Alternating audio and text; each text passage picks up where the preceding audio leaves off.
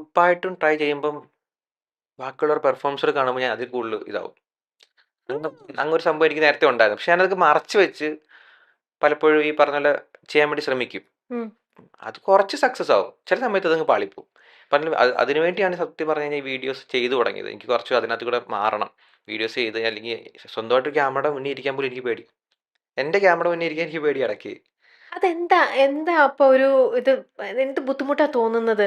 Like ശരിയാവത്തില്ലയോ? Like കൊള്ളത്തില്ലേ? തെറ്റിപ്പോവോ? അങ്ങനെയൊക്കെയുള്ളൊരു തോന്നലുണ്ടല്ലോ. അപ്പൊ പല video multiple times എടുക്കുവോ? ഞാൻ അതോ സിംഗിൾ എനിക്കൊരു ടേക്കിലാ? കംഫർട്ട് വരുന്ന ടൈം എടുക്കാറുണ്ട്. ആണോ? പക്ഷെ അത് ഈ പറഞ്ഞ ഒരുപാട് റീടേക്ക് ഒന്നും പോരല്ല. ഉം. പക്ഷെ അത്യാവശ്യം ടേക്കിൽ എടുക്കാറുണ്ട്. ഇപ്പൊ എന്റെ കൂട്ടുകാരൊപ്പം പറയും, "എടാ നീ ഇത് ആദ്യം എടുത്തതന്നെയാണ് ഇത് ചെയ്യുന്നതെന്നൊക്കെ" പറയും. ആ. പക്ഷെ എന്നാലും നമുക്കൊരു കംഫർട്ട് കിട്ടുന്നവരെ ഞാൻ റീടേക്ക് ചിലപ്പോൾ പിന്നെ. എടുക്കാറുണ്ട്. ഓ! അങ്ങനെ ഒരു ബുദ്ധിമുട്ട് ഇപ്പഴും ഉണ്ട് എന്നിട്ട്. എന്നിട്ട് ഞാൻ ഇത്ര നാളുമായിട്ടും. ഇപ്പോഴും ഉണ്ട്. ഇപ്പൊ ഇവിടെ ഇരിക്കുമ്പോൾ എനിക്ക് ഈ പറഞ്ഞ തൊട്ട് ബുദ്ധിമുട്ടുണ്ട്. കാരണം അതെന്താ പ്രശ്നം അറിയോ? ഞാൻ നേരത്തെ ആണെങ്കിൽ ഇതുപോലെ പല നടന്മാരെല്ലാം അവരെ കണ്ടിട്ട് നമ്മള് അതുപോലെ അതുപോലെ നമ്മള് പ്രസൻസ് കൊടുക്കാൻ വേണ്ടി ശ്രമിക്കും. ഉം. ആ സമയത്താണ് ഏറ്റവും വലിയ പ്രശ്നം വരുന്നത്. പലർക്കും ഉള്ളൊരു പ്രശ്നമാണ്. ഇപ്പം എം എ ചേച്ചിയുടെ കുട്ടി പോലെ നല്ല സംസാരിക്കുന്നു. അപ്പോൾ ഞാൻ ഉം. വിചാരിക്കും എനിക്കെന്തുകൊണ്ട് അത് പറ്റുന്നില്ല? അപ്പോൾ എനിക്കും പറ്റൂല. അപ്പോൾ നമ്മളവിടെ അതുപോലെ ചെയ്യാൻ വേണ്ടി അതുപോലെ ചെയ്യണം എന്നുള്ള രീതിയിൽ നമ്മൾ കാര്യങ്ങൾ ചെയ്യാൻ വേണ്ടി ശ്രമിക്കും. പക്ഷെ അത് പാളിപ്പോയി കഴിഞ്ഞാൽ നടന്നില്ലെന്നാണ് നമുക്ക് ഭയങ്കര സ്ട്രെസ് കോൺഫിഡൻസ് കുറയും. കുറയും. യാ. അയ്യോ! നമുക്ക് പറ്റുന്നില്ലല്ലോ.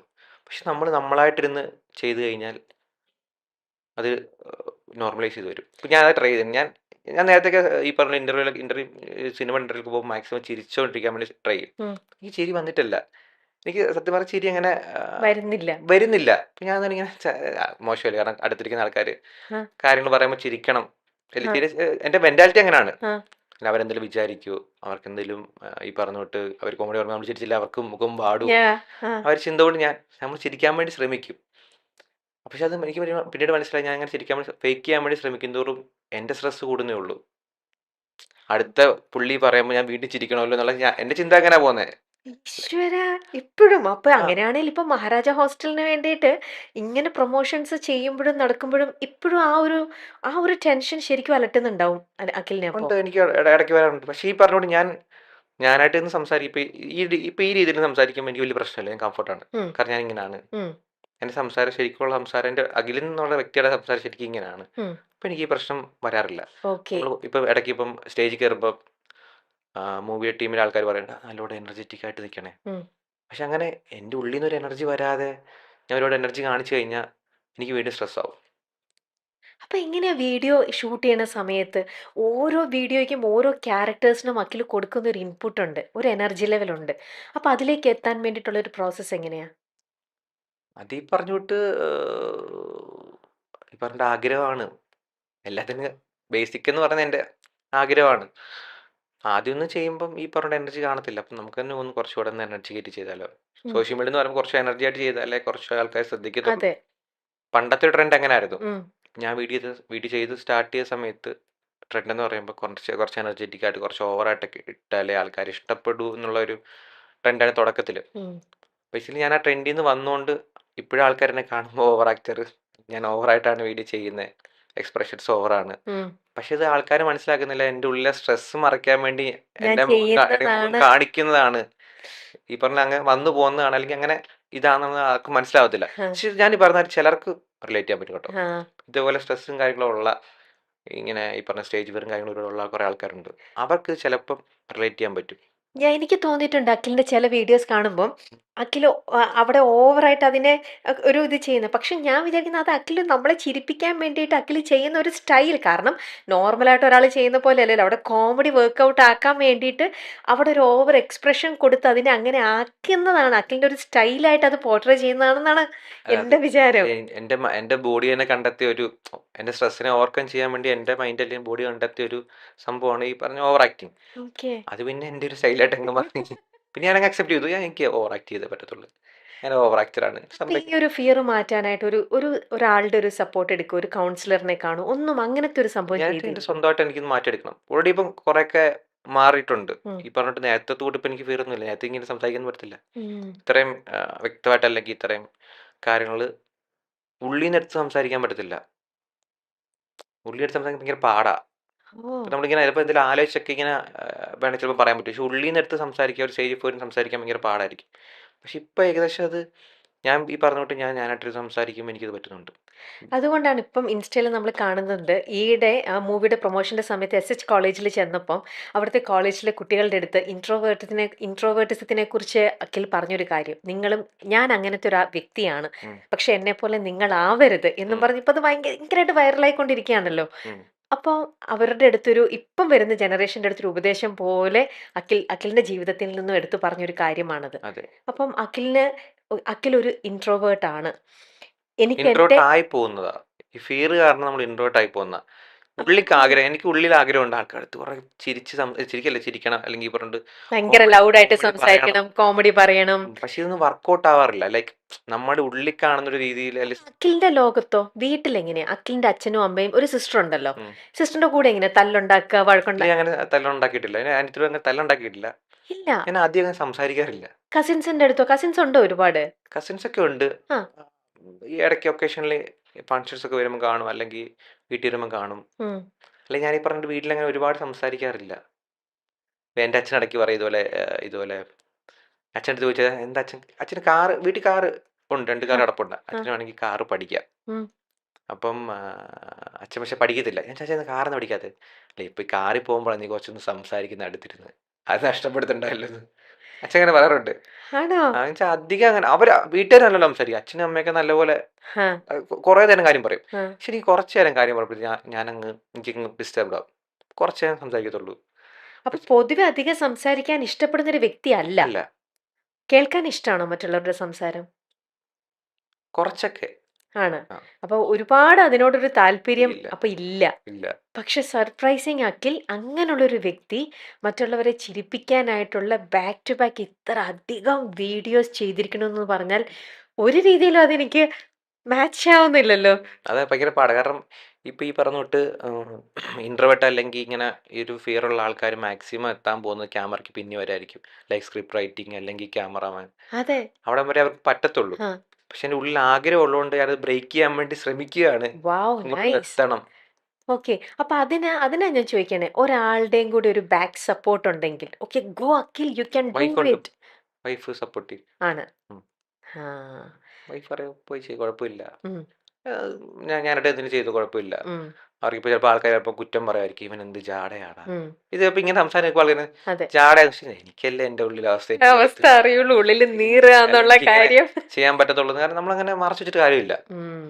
ഇപ്പം ഈ പറഞ്ഞോട്ട് ഞാനിപ്പം റിയലായിട്ട് പോയി കഴിഞ്ഞാൽ പ്രശ്നമില്ല. കുറച്ചുനാൾ കഴിയുമ്പോൾ ഈ പറഞ്ഞോട്ട് ഞാനിങ്ങനെ ചിരിച്ച് വെച്ചിട്ട് എവിടെയെങ്കിലും ഈ ചിരി ഒന്ന് സ്റ്റോപ്പായി പോയി ആൾക്കാർ എനിക്ക് പണ്ട് ഭയങ്കര ചിരിയായിരുന്നല്ലോ ഇപ്പം എന്താ ഇല്ലാന്ന് ചോദിച്ചു കഴിഞ്ഞാൽ ഉം. ഒരിതാണ്. റിയലായിട്ട് ഞാൻ ഇങ്ങനെയാണ്, എനിക്കിങ്ങനെ സംസാരിക്കാൻ പറ്റത്തുള്ളൂ. പുറത്ത് കാണുന്ന ആൾക്കാർ അപ്പോൾ ജാടയായിട്ട് കണ്ടാലും എനിക്ക് പ്രശ്നമില്ല. അപ്പോ ഏതൊരു മൊമെന്റിലാണ് അഖിലിന് തോന്നിയത് ഇങ്ങനത്തെ ഉള്ള ഒരു പേഴ്സൺ, ഉം. ഇൻട്രോവേർട്ട് ആയിട്ടുള്ള ഒരു വ്യക്തി, അധികം ചിരിക്കില്ല, അധികം സംസാരിക്കില്ല, അധികം സംസാരം കേൾക്കാനും ഇഷ്ടമല്ല. ഉം. അപ്പൊ ഏതൊരു പോയിന്റിലാണ് മറ്റുള്ളവരെ ചിരിപ്പിക്കുന്ന കുറച്ച് വീഡിയോസ് ഞാൻ ചെയ്യാം എന്നുള്ളൊരു തോന്നൽ വന്നത് അപ്പൊ അഖിലിന്? ടിക്ടോക്കിൽ ഞാൻ ആദ്യമായിട്ടൊരു വീഡിയോ എടുത്ത് പോസ്റ്റ് ചെയ്തപ്പോൾ ഒന്നുമില്ല, ഇതുപോലെ അച്ഛൻ ചെടി വെട്ടിക്കൊണ്ടിരിക്കുമ്പോൾ ഞാനെന്തോ അച്ഛനെ ഇങ്ങനെ ചൊറിഞ്ഞിട്ട് ഓടുന്ന വീഡിയോ. അപ്പോൾ അത് ഇട്ടിട്ട് ഞാൻ പോസ്റ്റ് ചെയ്തു. പക്ഷെ അത് കണ്ടിട്ട് കുറേ ആൾക്കാർ കമൻറ്റ് ഇതുപോലെ സ്ട്രെസ് റിലീഫായിട്ട് തോന്നി. പക്ഷേ പുറത്തൊക്കെ ടിക്ടോക്ക് എനിക്ക് തോന്നുന്നു അന്ന് ഏറ്റവും കൂടുതലാണ് ദുബായിലുള്ള ആൾക്കാരൊക്കെ ആ. വർക്കിൻ്റെ ഇടയ്ക്ക് ഒക്കെ കാണുമായിരുന്നു ഒരുപാട് പേര്. സ്ട്രെസ് റിലീഫായിട്ടൊക്കെ ഈ കണ്ടപ്പോൾ ചിരിച്ചു. അപ്പോൾ അതിൻ്റെ ചോദിച്ചപ്പോൾ അപ്പം എന്നെക്കൊണ്ട് ചിരിപ്പിക്കാൻ പറ്റുമോ? ഉം. അന്നേരം എനിക്ക് റിയലൈസ് ചെയ്ത് ചിരിപ്പിക്കാൻ ലൈക്ക് എനിക്ക് ഉള്ളിൽ ഈ പറഞ്ഞ എനിക്ക് അത് ചിരിക്കുന്നില്ലെങ്കിലും പക്ഷെ എന്നെക്കൊണ്ട് ചിരിപ്പിക്കാൻ പറ്റുമോ എന്നുള്ളൊരു തോട്ട് എനിക്ക് വന്നു. ഉം. അതിൽ പിന്നെയാണ് ഞാൻ ഈ പറഞ്ഞോട്ട് വീഡിയോസൊക്കെ ബാക്ക് ടു ബാക്ക് ആയിട്ട് ചെയ്തു തുടങ്ങിയത്. ചെയ്തു തുടങ്ങിയത്. ആ കമന്റ് സെക്ഷനിൽ നിന്നാണ് ആദ്യമായിട്ട്. തുടങ്ങിയത്. ഉം. ആദ്യമേ ചെയ്ത് തുടങ്ങുമ്പോ ഇപ്പൊ സ്വയം ഇങ്ങനെ ക്യാമറ പിടിച്ച് തന്നെയാണോ ചെയ്യാൻ സ്റ്റാർട്ട് ചെയ്തത്? അതോ വേറൊരാൾക്ക് ഫോൺ കൊടുത്തിട്ട് അങ്ങനെയായിരുന്നോ? അത് ഈ പറഞ്ഞോട്ട് പേടി കാരണം നമ്മൾ ഒറ്റയ്ക്ക് ഇരുന്ന് ആ, അതാ ഞാൻ ചോദിച്ചേ. കാരണം കോൺഫിഡൻസ് ഇല്ലല്ലോ. ഇല്ല. അപ്പൊ സെൽഫ് എടുക്കുക, കട്ട് ചെയ്യുക, ഡിലീറ്റ് ചെയ്യുക, ഇത് എടുക്കുക, ഡിലീറ്റ് ചെയ്യാം. ചെയ്യുക, അല്ലേ? ഉം. ഓർമ്മയുണ്ടോ ഫസ്റ്റ് എടുത്ത റീൽ ഏതായിരുന്നു എന്നും എത്ര ടൈംസ് അത് എടുത്തു എന്നുള്ളതും? ഫസ്റ്റ് ഈ പറഞ്ഞ ടിക്ടോക്കിനകത്ത് ഈ ട്രാൻസിഷൻ വീഡിയോ ഇല്ലേ, ആ. ഇതുപോലെ ഇപ്പോൾ ആൾക്കാർ നടന്നു പോയിട്ട് പെട്ടെന്ന് ഡ്രസ്സ് മാറി വേറെ ആ. യൂണിഫോം. ഞാൻ മെർച്ചനയിൽ വർക്ക് ചെയ്തുകൊണ്ടിരുന്നത്. ആ. അപ്പം ഈ പറഞ്ഞിട്ട് ഞാൻ മെർച്ചനെ അവിടെ യൂണിഫോം ഇട്ടിട്ട് നടന്നു പോകുന്നൊരു വീഡിയോ അത് ചെയ്തു. ഉം. അതാണ് എനിക്ക് തോന്നുന്നു ഏകദേശം അതായിരിക്കും ഇതുപോലെ ചെയ്ത വീഡിയോ. അത് എത്ര തവണ എടുത്തിട്ടുണ്ടാവും? അത് കുറേ തവണ എടുത്തെടുത്ത് എനിക്ക് കംഫർട്ട് വന്നില്ല. പിന്നെ അവസാനം കുറേ കഴിഞ്ഞപ്പോൾ ഞാൻ എടുത്ത് പോസ്റ്റ് ചെയ്ത് നോക്കി. ആ. കുറേ നെഗറ്റീവ് വന്നു. ഫ്രണ്ട്സൊക്കെ പറഞ്ഞു ഇജ്ജി എന്തുവാടാ ഈ കാണിച്ചേക്കുന്നത്. കാരണം മെർച്ചനയുടെ ഗ്രൂപ്പ് ഉണ്ടല്ലോ, ആ, അപ്പൊ അതിനകത്ത് അമ്മ എടുത്തിട്ട് എന്നെ ട്രോൾ ചെയ്യും ആ.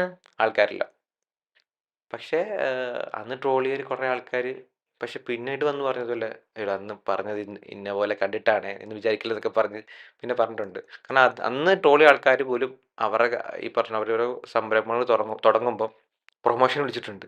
അതൊക്കെ എൻ്റെ അച്ചീവ്മെന്റ് ആണ്. പിന്നെ അന്ന് പക്ഷെ തീർച്ചയായിട്ടും. അന്ന് പക്ഷെ വിഷമമായിട്ട് തോന്നിയിട്ടുണ്ട്. കാരണം ഞാൻ ഉള്ളിൽ നിന്ന് ഇങ്ങനെ എനിക്ക് ചെയ്യണം ആഗ്രഹം കൊണ്ട് ചെയ്യുന്നു, പക്ഷേ അത് അക്സെപ്റ്റ് ആയില്ലല്ലോ. അത് കൊള്ളാത്തോണ്ടായിരിക്കും അവരങ്ങനെ പറഞ്ഞത്. ഒബ്വിയസ്ലി അവരുടെ ഭാഗത്ത് നമ്മൾ ചിന്തിക്കണം. പക്ഷെ എങ്കിലും അന്നേരം എനിക്കൊരു സങ്കടം തോന്നി. പക്ഷെ വർഷങ്ങൾക്ക് ശേഷം അവർ തിരിച്ചിങ്ങോട്ട് വന്ന് ഇതുപോലെ എന്നോട് ഇഷ്ടപ്പെട്ടു ഇൻഫ്ലുവൻസറും നടനുമായ അഖിൽ NRDയുടെ സ്വകാര്യ ജീവിതവുമായി ബന്ധപ്പെട്ട വാർത്തകളും ചർച്ചകളുമാണ് സമൂഹമാധ്യമങ്ങളിൽ നിറയുന്നത്. അഖിലും ഭാര്യയും വേർപിരിഞ്ഞെന്നും ആ ബന്ധം പിരിയാനുണ്ടായ സാഹചര്യവുമാണ് ആളുകളുടെ പ്രധാന ചർച്ചാ വിഷയം. ഈ ചർച്ചകളിൽ സത്യമുണ്ടെന്നാണ് അഖിലിന്റെ സുഹൃത്തും മുൻ ബിഗ് ബോസ് താരവുമായ സായി കൃഷ്ണ പറയുന്നത്. ഇരുവരുടെയും വിവാഹത്തിൽ പങ്കെടുത്ത വ്യക്തി എന്ന നിലയിൽ ഈ വാർത്ത തന്നെ ഞെട്ടിച്ചുവെന്നും ഇക്കാര്യം നേരിട്ട് സംസാരിച്ചപ്പോൾ ആരെയും കുറ്റപ്പെടുത്താനില്ല എന്നായിരുന്നു അഖിലിന്റെ പ്രതികരണമെന്നും സായി കൃഷ്ണ തന്റെ യൂട്യൂബ് ചാനലിലൂടെ പറഞ്ഞു. ഈ വിഷയം കുറച്ചു കടുത്തതാണ്, പക്ഷെ കുറച്ചു കാര്യങ്ങൾ സംസാരിക്കണം. ഇതൊക്കെ ആരുടെ ജീവിതത്തിലും എപ്പോൾ വേണമെങ്കിലും സംഭവിക്കാവുന്നതാണ്. അഖിൽ NRDയുടെ ഭാര്യ ഒളിച്ചോടിപ്പോയി. ഞാൻ ഇവരുടെ വിവാഹത്തിന് പോയ ഒരാളാണ്. 2021 മുതലൊക്കെ അത്യാവശ്യം നല്ല രീതിയിലുള്ള സൗഹൃദ ബന്ധവും അഖിലുമായി കാത്തു സൂക്ഷിക്കുന്നുണ്ട്. ഈ വാർത്ത കേട്ട സമയത്ത് വലിയ ഞെട്ടലുണ്ടാക്കിയിരുന്നു. അഖിൽ NRD അവരുടെ ജീവിതത്തിൽ നടക്കുന്ന കാര്യങ്ങളായിരുന്നില്ല വ്ലോഗായി ചെയ്തുകൊണ്ടിരുന്നത്. അവരുടെ വീഡിയോസ് ഒരുപാട് നാളായി കാണുന്നുമുണ്ടായിരുന്നു. എന്നാൽ കണ്ടാൽ നല്ലൊരു ദമ്പതികൾ. ഈ വീഡിയോ എടുക്കുന്നതിന് മുൻപും ഞാൻ അഖിലിനെ വിളിച്ച് സംസാരിച്ചിരുന്നു. ഓക്കെ ആയിരിക്കുക എന്നല്ലാതെ ഈ വിഷയത്തിൽ വേറൊന്നും പറയാനില്ല. അഖിൽ ആരെയും കുറ്റപ്പെടുത്തില്ല, അതാണ് അവന്റെ ക്യാരക്ടർ. ഈ കേസിലും അഖിലിന് പറയാനുള്ളത് പോയത് പോയി, കഴിഞ്ഞത് കഴിഞ്ഞു എന്നതാണ്. എൻ്റെ ഒരു അവസ്ഥ, ഇങ്ങനെ ഒരു പ്രൊഫൈലാണ് എൻ്റേത്. വീഡിയോ ചെയ്യുക എന്നതാണ് എൻ്റെ ജോലി. വീഡിയോ ചെയ്തേ തീരൂ, അത് അവനോടും പറഞ്ഞിട്ടുണ്ടായിരുന്നു. അഖിലിന്റെ കേസ് സോഷ്യൽ മീഡിയയിൽ ആദ്യം കണ്ടത് ആരുടെയും പേര് പറയാതൊരു പോസ്റ്റ് ആയിരുന്നു. അത് കണ്ട സമയത്ത് ആരെക്കുറിച്ചാണെന്നും ഒരു ഐഡിയ ഇല്ലായിരുന്നു. പക്ഷെ കമന്റ് ബോക്സിൽ അഖിലിന്റെ പേര് പലരും പറയുന്നുണ്ടായിരുന്നു. രാത്രിയായപ്പോൾ അഖിലിന്റെ അടുത്തു നിന്നുള്ള ആളുകൾ എനിക്ക് വോയിസ് നോട്ടായി പലതും അയച്ചു. അവർക്കൊക്കെ ഇത് ആഘോഷമായിരുന്നു. ഒരാളുടെ ജീവിതം തകരുമ്പോഴും ഒരുത്തന്റെ ഭാര്യ ഒളിച്ചോടുമ്പോഴുമുള്ള സന്തോഷം. ഈ നാട്ടുകാർ ചിന്തിക്കണ്ടേ, ഇവർക്കും ജീവിതത്തിൽ നാളെ ഇതുപോലെ സംഭവിച്ചാലോ എന്ന്. സോഷ്യൽ മീഡിയയിൽ പരിചിതമായ മുഖങ്ങളായതുകൊണ്ട് ഇവരുടെ ഒളിച്ചോട്ടവും പ്രശ്നങ്ങളും കുറച്ച് പക്വതയോടെ ഈ വീഡിയോ ചെയ്യുന്നവരൊക്കെ എടുക്കണം. വലിയൊരു ആൾക്കൂട്ടത്തിലേക്ക് വരാൻ മടിയുള്ള ക്യാരക്ടറാണ് അഖിൽ NRD. അവൻ അത്ര ലൗഡ് അല്ല. അങ്ങനെയുള്ള വ്യക്തികൾ നമ്മളെപ്പോലെ എല്ലാം തുറന്നു പറയണമെന്നുമില്ല. അതുപോലുള്ള ഒരു മനുഷ്യന് ഇത്തരം കാര്യം സംഭവിക്കുമ്പോൾ അത് എത്രത്തോളം അവരെ ബാധിക്കുമെന്ന് നമുക്കറിയാമല്ലോ. CCTV ഫുട്ടേജ് ആരൊക്കെയോ എടുത്ത് പുറത്തുവിടുന്നു. അവളുടെ ഇഷ്ടമുള്ള ആളുടെ കൂടെ ഒളിച്ചോടിപ്പോയി. അഖിൽ NRDക്ക് എന്തോ പ്രശ്നമുള്ള രീതിയിലാണ് ഇപ്പോൾ ചർച്ച. പോലീസ് സ്റ്റേഷനിൽ ഈ കുട്ടി മൊഴി കൊടുത്തിരിക്കുന്നത് അഖിലിന് വേറെ കുറച്ച് ബന്ധങ്ങൾ ഉണ്ടെന്നൊക്കെയാണ് കമന്റുകൾ വരുന്നത്. ഈ പെൺകുട്ടിയെ കുറ്റപ്പെടുത്തിയും കമന്റുകൾ വരുന്നുണ്ട്. അതിൽ കൂടുതൽ ആളുകളും അഖിലിനെയാണ് കുറ്റപ്പെടുത്തുന്നത്. അവർ വളരെ സന്തോഷത്തോടെ ജീവിച്ചവരാണ്, സ്നേഹിച്ച് വിവാഹം കഴിച്ചവരാണ്. ഈ കുട്ടിയുടെ വീടും അഖിലിന്റെ വീടും അടുത്തായിരുന്നു. സോഷ്യൽ മീഡിയ വഴി പരിചയപ്പെട്ടാണ് പ്രണയത്തിലാകുന്നത്. അങ്ങനെ വീട്ടുകാർ വഴി സംസാരിച്ച് വിവാഹം കഴിച്ചു. ഒരു സോഷ്യൽ മീഡിയയിലും ഭാര്യയെക്കുറിച്ച് മോശം പറഞ്ഞിട്ടില്ല. ആ കുട്ടിയും അങ്ങനെ തന്നെയായിരുന്നു. മനുഷ്യരാണ്, യഥാർത്ഥ ജീവിതത്തിൽ എന്ത് സംഭവിക്കുമെന്ന് പറയാൻ പറ്റില്ല. ഈ വിഷയം അറിഞ്ഞ ശേഷം ഞാൻ അഖിലിനെ വിളിച്ച് ഒരുപാട് ആശ്വസിപ്പിച്ചിരുന്നു. പക്ഷെ അവനോട് ബഹുമാനം തോന്നുന്ന കാര്യമുണ്ട്. സംസാരിക്കുന്നവർ സംസാരിക്കട്ടെ, പക്ഷെ അവളെ ഒന്നും പറയരുത്. അവൾ ചെയ്യാനുള്ളത് അവൾ ചെയ്തു. അവൾക്ക് അതാകും ശരിയായി തോന്നിയത്.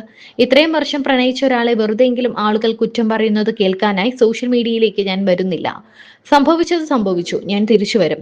ഇതൊന്നും ഒരു അവസാനമല്ല. അടുത്ത ഓപ്ഷൻ എടുക്കുക, അതുമായി മുന്നോട്ട് പോവുക. ഇതാണ് അഖിൽ എന്നോട് പറഞ്ഞത്.